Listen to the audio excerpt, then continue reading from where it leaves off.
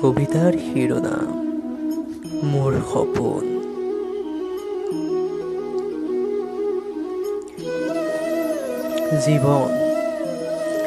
জীৱন বৰ আচৰিত নহয়নে? বহু দি যায় নিবিচৰাকৈ আৰু বহু লৈও যায় অনুমতি অবিহনে।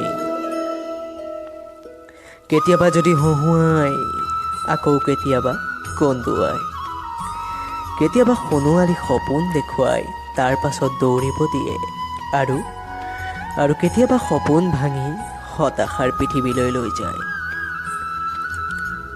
কিন্তু তাৰ মাজতো কেৱল এটি আশাই যেন জীয়াই থাকিবলৈ শিকায়। কিয়?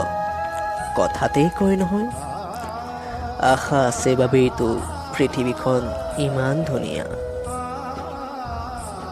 সেইবাবেই এটি সপোনৰ মিঠা অনুভূতি লৈ নিতৌ ভাৱনাৰ সাগৰত ডুব যাওঁ মই। জীৱনৰ অলেখ যন্ত্ৰণাৰ মাজতো এটি সপোনৰ ছায়াত জিৰণি লওঁ মই। ই যেন নিতৌ দি যায় জীয়াই থকাৰ আশা, কাৰোবাৰ মুখত যেন শুনা পাওঁ মোৰ সফলতাৰ বাৰ্তা।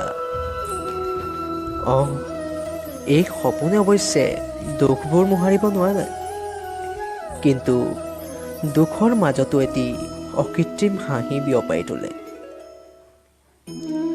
হে মোৰ সপোন, নাজানো তুমি দিঠক হ'বা নে নোহোৱা, কিন্তু তোমাৰ অবিহনে এই জীৱন হৈ ৰ'ব আধৰুৱা।